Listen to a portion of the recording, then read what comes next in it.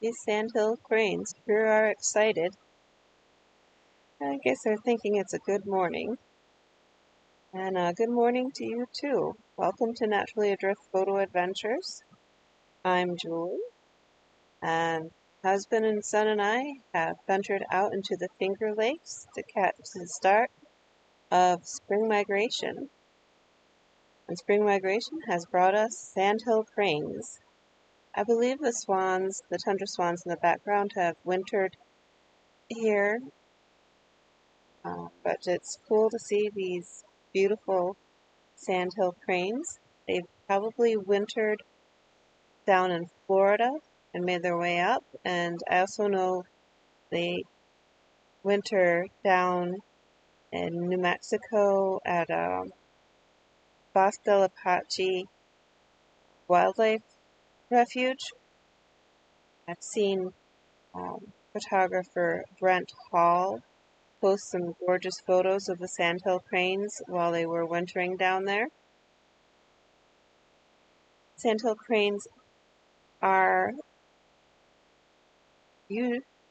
usually live in North America, and they their breeding grounds are more like Canada and like from Nebraska upwards. A few of these sandhill cranes will stay in the Finger Lakes region to raise their babies, and they'll start mating and making their nests here in April and May, and in June we'll start to see some colts arrive. Aren't these beautiful in the morning light flying up high? It turned out this was going to be a very, very windy day, so I've had to get rid of nearly all of my original audio, and that's why I'm doing a voiceover with some facts about these birds and a little bit about our experience. And here, this group of sandhill cranes kind of remind me a little bit of the Canada geese when they're just getting ready to say it's time to take off. And in a little while, these guys do actually take off. But you see how they're kind of all standing together, wandering around, kind of like, oh, what do we do next, Joe? Yeah, a little bit of conversation. But just before they take flight, they all kind of straighten up and all look in the same direction, and then they take off.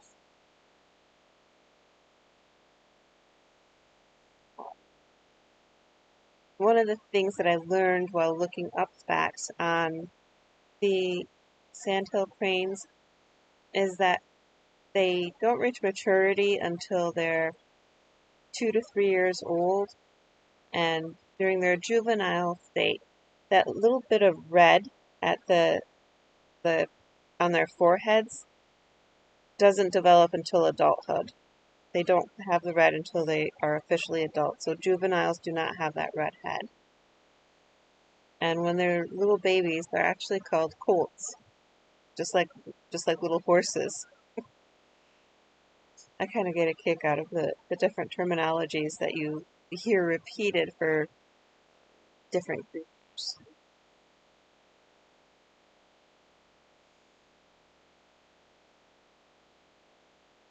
Oh, is it coming? And they're acting like, yep, there they go. There they go, taken to the sky. Did I call it or what? Oh, I'm still trying to get used to how to pan with my video head, so I apologize for kind of being all over the place and not necessarily on my target. As a photographer, I'm more used to looking through the viewfinder and taking photos. Okay, here in these two pictures is a beautiful northern shoveler. I love their green heads and the bright orange of their feet, the white body. I think they're pretty sharp looking. We changed locations. We're still in the Finger Lakes. This is kind of like a a field, but similar to like tundra further north where they might be found. The Sandhill cranes always need to be around water. They like to be around the edges of water, so they'll be near rivers or swales or lakes. And check out the little feather popping out on the one. You must have missed one while grooming. Okay, now we have changed to another location, and this is actually a much larger body of water than what's being shown. But in this corner is a huge flock of hundreds of pintail ducks, the northern pintails. And there are a few mallards mixed in, maybe a few other kinds, but primarily there's northern pintails here. They seem to be one of the first ducks to arrive during migration. So if you want to see the northern pintails, you gotta get out in mid-March, early to mid-March. If you wait till April or mid-April, they're going to be gone.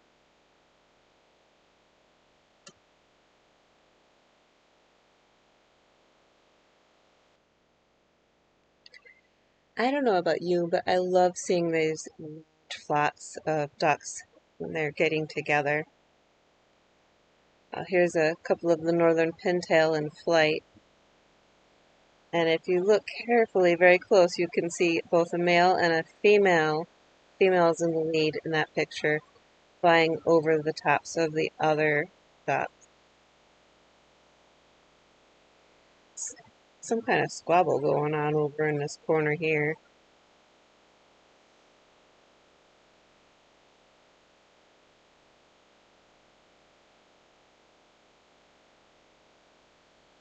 Little wags of their tails. If you look close, I do believe there's a couple of mallards mixed in. And here's a photo of the red-winged blackbird. His wings are getting kind of bright. So mating season is coming. And there's a northern pintails. Letting hubby have his turn with the pintail ducks.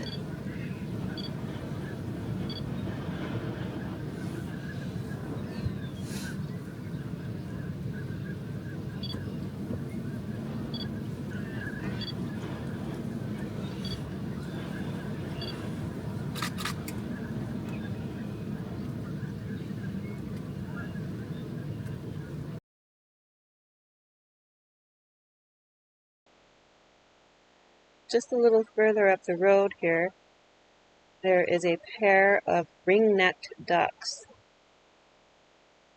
There's no actual ring around the necks of these ducks, so their name is a bit of a misnomer.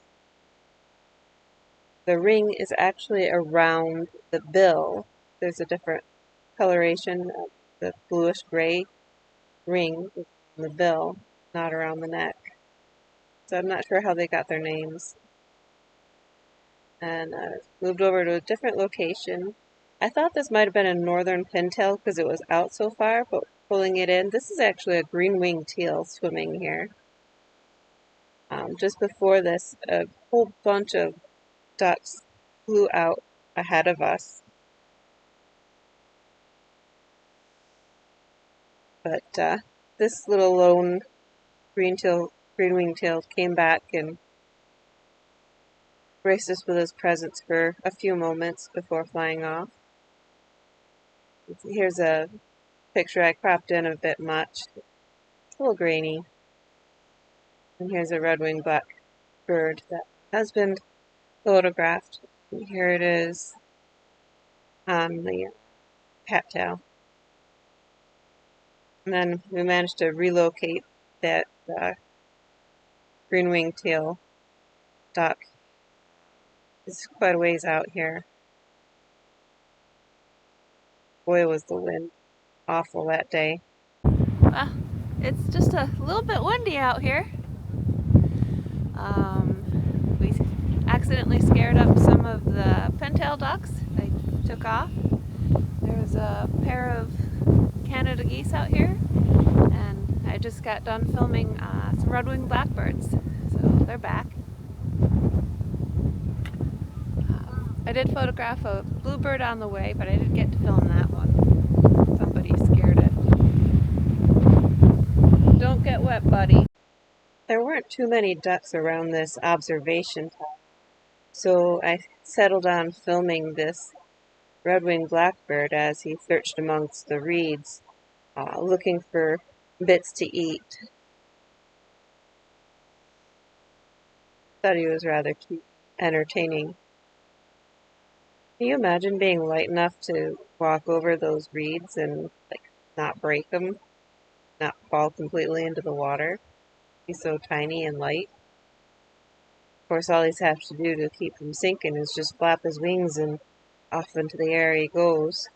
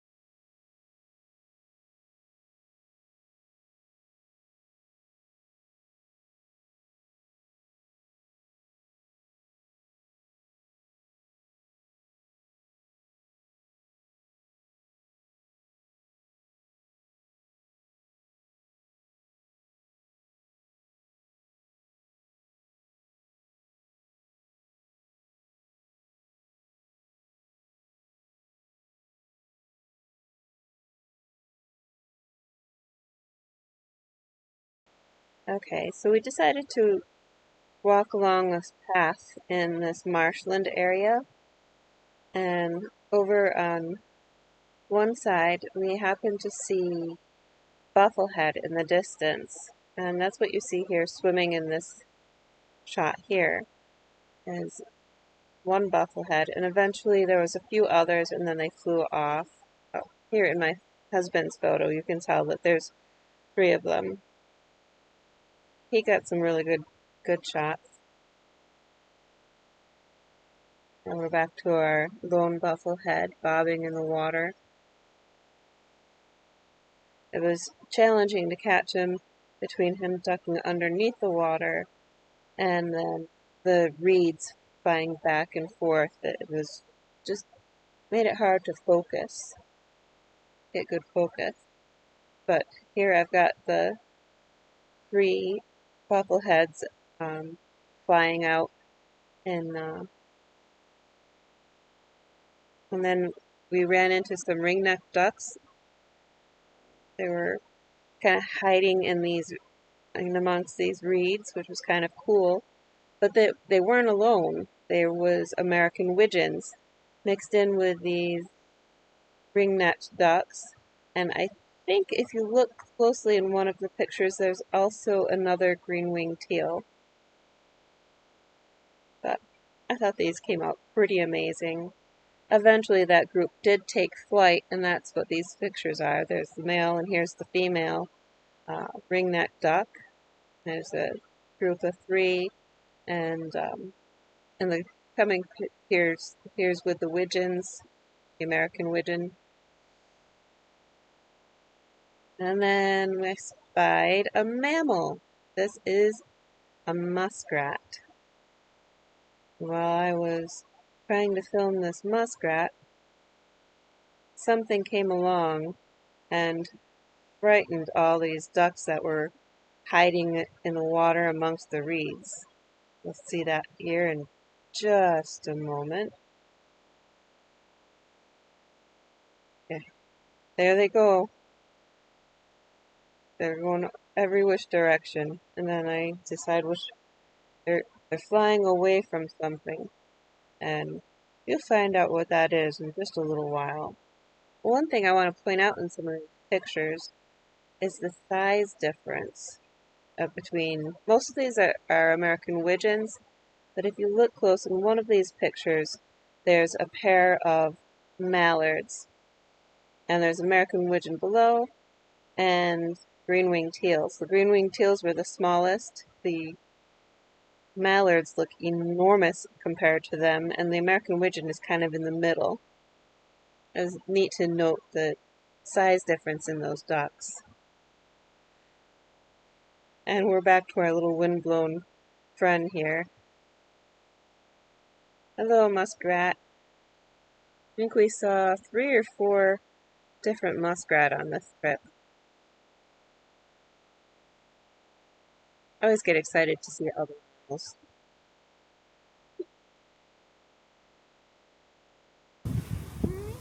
He's awake.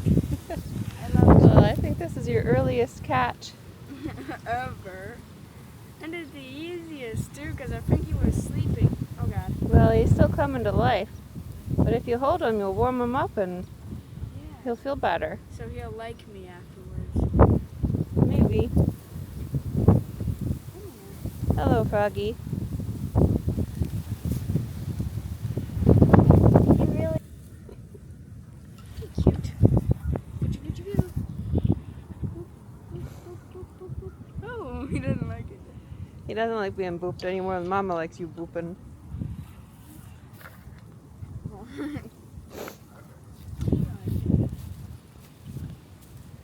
Alright, back to the duckies. But yay, 1 amphibian!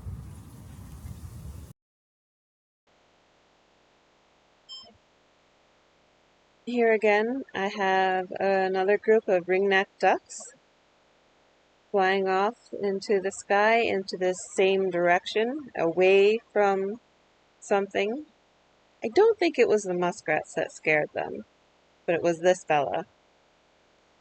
This juvenile bald eagle, probably 3-4 years old. His tail hasn't turned white yet, and his head is almost there. So I'm going to say 3.5-4 years old.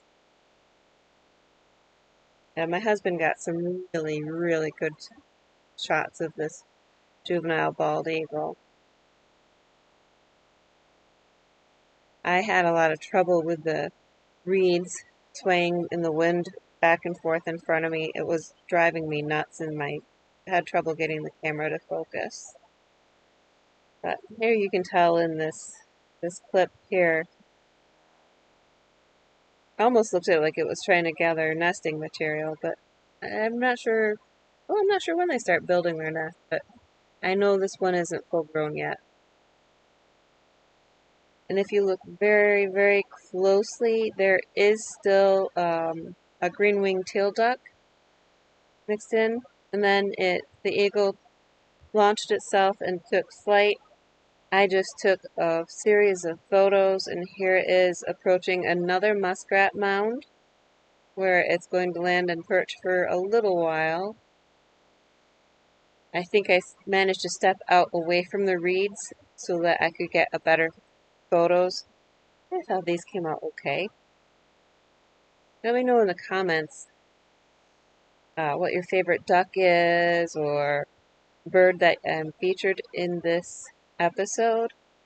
You know, do you enjoy seeing the bald eagles? Yep, and there goes a few more ducks.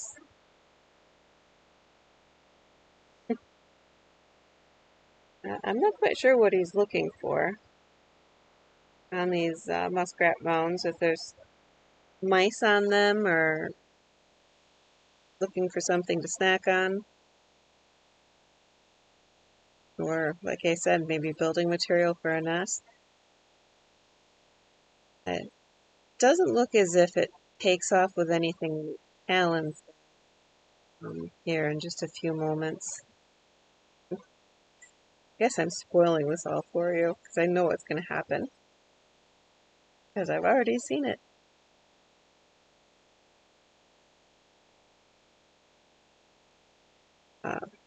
Anyways, they often will perch on things like the muskrat mounds or the trees higher up looking for fish, or they do eat ducks. And here we have our friend the muskrat asleep in the trail. First we weren't sure if it was dead or alive. And while I was pondering that, it proved it was very much alive and jumped up and ran off while I had stopped filming, and I couldn't get the photo quite fast enough, but my husband did. He was ready for the shot. And we changed locations, and in this location, these are actually trumpeter swans. I've seen a lot of tundras, but these do not have that little yellow mark next to the eye. So I'm pretty sure that these are trumpeter swans that I have photographed. They had been in one of the pools of water, and they took off flying over the mud. And here, if you look closely, there are lots of bald eagles, juvenile bald eagles, in these pictures here. Oh, here we are. We're getting some close-ups on the trumpeter swans. Let me know in the comments if I'm correct. I'm pretty sure this is trumpeter swan. Well, it's been exceptionally windy, but we've seen swans, a variety of ducks, pintails, ring-billed, and mallard. I think we're going to wind it down. Might make one more stop, and then we've got to head home, grab some lunch, and send the boy off for his Nerf war at some local church. So I think I'm going to say I hope you enjoyed this content. Comment, let us know if you enjoyed it. I think we'll have some more coming on the spring migration. Unfortunately, we did miss the snow geese. They were here last week, so maybe next year. Anyways, I'm going to sign off. Say bye for now. Please subscribe, like, comment. What was your favorite bird?